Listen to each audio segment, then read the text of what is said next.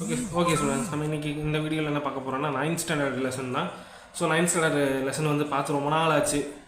So இதில் வந்து நம்ம 9th ஸ்டாண்டர்டில் இருக்கிறது கடைசி ரெண்டு டாபிக் மட்டும்தான் இருக்குது. அதை முடிச்சுட்டு நம்ம 9th ஸ்டாண்டர்டில் அடுத்த லெசன் வந்து ஸ்டார்ட் பண்ணிடலாம் உடனேமும்.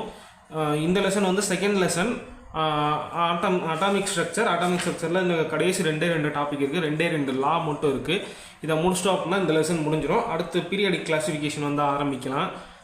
ஓகே, நம்ம இதில் இருக்கிற லாஸ் வந்து என்னென்ன அப்படின்றது பார்த்துடலாம். ஃபஸ்ட்டு வந்து கெமிக்கல் லா காம்பினேஷன், அதாவது லா ஆஃப் கெமிக்கல் காம்பினேஷனில் இருக்கிற என்னென்ன லா இருக்குது அப்படின்றது பார்க்க போகிறோம். Law of conservation of mass, law of constant proportions, multiple proportions, reciprocal proportions, அடுத்து கேஸ் வால்யூம்ஸ் அப்படின்றது மொத்தம் 5 லா வந்து கொடுத்துருக்காங்க.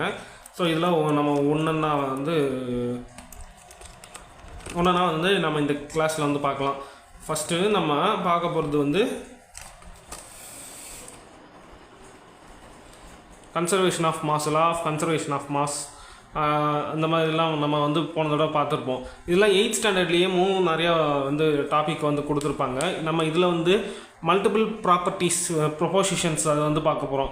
மல்டிபிள் ப்ரொபோசிஷன்ஸ் வந்து ஃபஸ்ட்டு ஜான் டால்டன் வந்து 1804 வந்து 1804 வந்து ஃபஸ்ட்டு ப்ரொபோஸ் பண்ணுறாரு. When 2 elements AB combined together to form a more than one more compound, then different masses of A separately combined with fixed mass of B or simple ratio. அதாவது இதில் என்ன சொல்ல வராங்கன்னா இதில் வந்து என்னென்னா மல்டிபிள் ப்ரொபோர்ஷனில் ஜான் டால்டன் வந்து first என்ன சொல்கிறாருன்னா காம்பவுண்ட் ஏ காம்பவுண்ட் பி இருக்குது அப்படின்னா ரெண்டுத்துக்கும் தனித்துவமான மாஸ் வந்து இருக்கும். அப்படி தனித்துவமான மாஸ் வந்து கம்பைன் ஆகும்போது அது சட்டன் ரேஷியோவில் அது வந்து மிக்ஸ் ஆகி இருக்கும் அப்படின்ற மாதிரி சொல்லியிருக்கிறாங்க. அது வந்து நம்ம இங்கே எக்ஸாம்பிளோட பார்க்கலாம். இப்போ எக்ஸாம்பிளில் வந்து பார்த்திங்க அப்படின்னா நமக்கு கார்பன் டை ஆக்சைடு வந்து கொடுத்துருக்காங்க. Carbon di oxide, carbon monoxide வந்து கொடுத்துருக்காங்க. அப்போ மாஸ் ஆஃப் எ கார்பன் வந்து 12. ஆனால் கார்பன் டை ஆக்சைட்லேயும் மாஸ் ஆஃப் த கார்பன் வந்து 12. ஆக்சிஜன் பார்த்திங்க அப்படின்னா மாஸ் வந்து 16. எங்கே கார்பன் மோனாக்சைடில். கார்பன் டை ஆக்சைடில் மாஸ் ஆஃப் த ஆக்சிஜன் வந்து 32. ஆனால் ரேஷியோ வந்து பார்த்திங்க அப்படின்னா 1:2 தான் அதோட ரேஷியோ. கார்பன் மோனாக்சைட்லேயும் சரி, கார்பன் டை ஆக்சைட்லேயும் சரி 1:2 தான் வந்து அதோட ரேஷியோ வந்து மாறலை, ரைட்டா? ஸோ இதுதான் வந்து இதில் சொல்லப்பட்டிருக்கு. ஸோ இதே மாதிரி தான் SO3 SO2 sulphur dioxide sulphur ட்ரை ஆக்சைடுக்கு 2:3 ரேஷியோவில் வந்து இருக்குது. நமக்கு எப்படி இங்கே carbon di oxide carbon monoxide பார்த்தோமோ அதே மாதிரி தான் சல்ஃபர் டை ஆக்சைடு சல்ஃபர் ட்ரை ஆக்சைடும். அடுத்து லா ஆஃப் ரெசிப்ரோக்கல். ஸோ இது ஃபஸ்ட்டு பார்த்திங்க அப்படின்னா ரிச்சர் அப்படின்றவர் 1792 அப்படி அந்த இயரில் வந்து கண்டுபிடிச்சார். If the 2 different elements combine separately with the same weight of a third element, the ratio of the masses which they do so their sum of their simple same or a simple multiple of the ratio in which they combine among themselves. அதாவது இதில் வந்து என்ன சொல்ல வராங்க அப்படின்னா ரெண்டு different element வந்து combine ஆகுது அப்படின்னா அதோட மாஸ் வந்து அந்த ரேஷியோ வந்து தேர்ட் எலமெண்ட்டும் அதோட ரேஷியோவும் ஒன்று சேமாக இருக்கும், இல்லை அப்படின்னா சிம்பிள் மல்டிப்ளிகேஷனாக வந்து இருக்கும் அப்படின்ற மாதிரி வந்து சொல்லியிருக்காங்க. இப்போ கார்பனுக்கு பார்த்தீங்க அப்படின்னா கார்பன் 12. இப்போ கார்பன் டை ஆக்சைடுக்கு வந்து பார்த்தீங்க அப்படின்னா ஆக்சிஜன் வந்து இங்கே 32ல் இருக்கும். அதே மாதிரி வாட்டர் மாலிகுலில் வந்து பார்த்திங்க அப்படின்னா ஹைட்ரஜன் மாஸ் 2, ஆக்சிஜனோட மாஸ் பார்த்திங்க அப்படின்னா 16ல் இருக்கும்.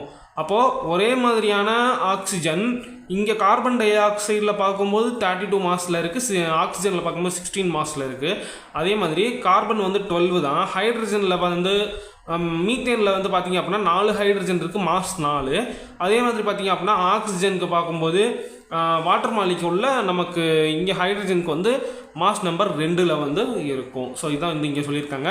Here hydrogen and oxygen combine separately with the same weight of the carbon from the methane and carbon tie ஆக்சைடு. அதாவது ஆக்சிஜனும் சரி ஹைட்ரஜனும் சரி சேம் மாஸில் வந்து மீத்தேன்லேயும் சரி கார்பன் டை ஆக்சைட்லையும் சரி போய் அட்டாச் ஆகுது.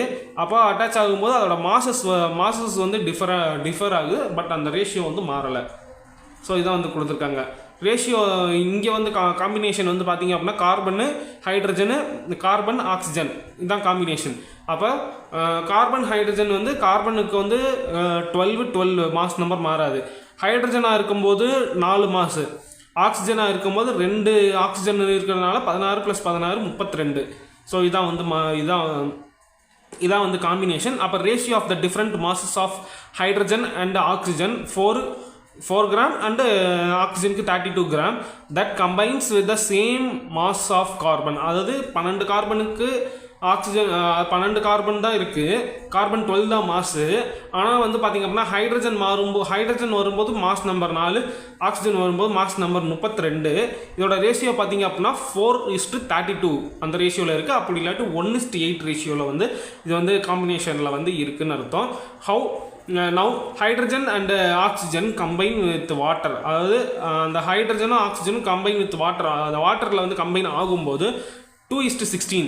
அதாவது 2:16 அப்படின்னா ஹைட்ரஜனோட மாஸ் நம்பர் வந்து 2, ஹைட்ரஜனோட மாஸ் நம்பர் வந்து 2, ஆக்சிஜனோட ஒரு ஆக்சிஜன் அப்போ அதோட மாஸ் நம்பர் வந்து 16. அப்போ 2:16 அப்போ 1:8 ரேஷியோவில் வந்து இங்கே வந்து இருக்குது.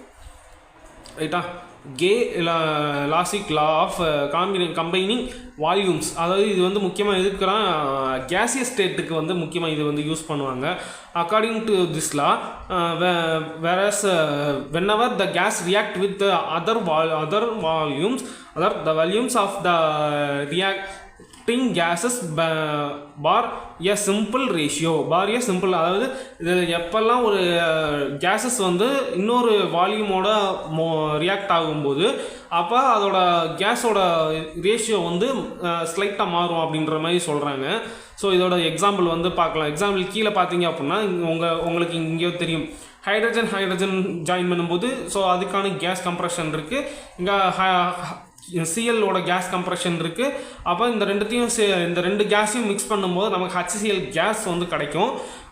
Volume of hydrochloric acid. So இது வந்து இங்கே கிடைக்குது. ஹைட்ரோக்ளோரிக் ஆசிட் வந்து லிக்விடாக இருக்கும், ஆனால் இங்கே ஹைட்ரோக்ளோரிக் ஆசிட் வேப்பர் ஸ்டேட்டில் வந்து இருக்குது, அதாவது கேசியஸ் ஸ்டேட்டில் வந்து இருக்குது. அப்போ அதோட ரேஷியோ வந்து நம்ம பார்க்கணும். ரைட்டா?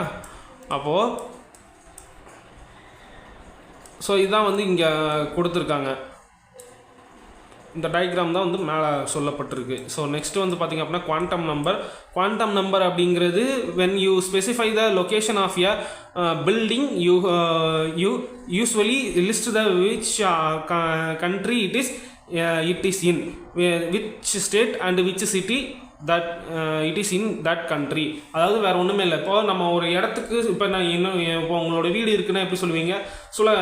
இப்போ விருதுநகர் பக்கத்தில் இருக்குது, விருதுநகரில் இருக்குது, விருதுநகர் ஸ்கூல் பக்கத்தில் இருக்குது, மதுரை அந்த மாதிரி சொல்லுவீங்க இல்லையா? ஸோ அதே மாதிரி தான் நம்ம எலக்ட்ரானிக் கான்ஃபிகரேஷன் எழுதும்போது 1:2 2:2 அந்த மாதிரி எழுதிருப்போம் இல்லையா? ஸோ அதுதான் வந்து இங்கே குவாண்டம் நம்பர்ஸ்னு சொல்கிறாங்க. அப்போ எஸ் ஆர்பிட்டாவில் வந்து நிர்ணயிக்கிறது வந்து எல். அப்போ azimuthal quantum number of periodic அந்த செல் வந்து நிர்ணயிக்கிறது வந்து யாருன்னா principal quantum number. So principal quantum number 1 அப்படின்னா 1s, பிரின்சிபல் குவாண்டம் நம்பர் 2 இருந்துச்சுன்னா 2s, பிரின்சிபல் குவாண்டம் நம்பர் 3 இருந்துச்சுன்னா 3s. 3s தான் இருக்கணும்ல, 3p 4p அந்த மாதிரி எது வேணாலும் இருக்கலாம், 3d அந்த மாதிரி எது வேணாலும் இருக்கலாம். அப்போ SPDF சப்ஷெல்லில் வந்து குறிக்கிறது யாருன்னா அசிமுத்தால் குவாண்டம் நம்பர். அப்போ L = 0 1 2 3ன்னு வரும். L = 0 அப்படின்னா அதுக்கு வந்து ஆங்குலர் மொமெண்டம் மட்டும்தான் இருக்கும், ஏன்னா அதுக்கு வந்து ஷேப் வந்து ஸ்பெரிக்கல் ஷேப்பில் இருக்கும். அப்படின்றனால L வந்து 0வாக இருக்கும்போது S ஆர்பிட்டால். அப்போ L = 1 அப்படின்னு வந்துச்சுன்னா P ஆர்பிட்டால். அப்போ L = 1 அப்படின்னா எப்படி பிரியும் அப்படின்னா -1 0 +1 அது வரைக்கும் பிரியும். அப்போ L = 2 அப்படின்னா -2 -1 0 +2 +1 அப்படி பிரியும். அப்போ 5 இருக்கிறதுனால D ஆர்பிட்டால். அப்போது இதுதான் வந்து ஷேப்பை வந்து சொல்கிறது. மேக்னெட்டிக் குவாண்டம் நம்பர் அப்படின்றது வந்து M. இட்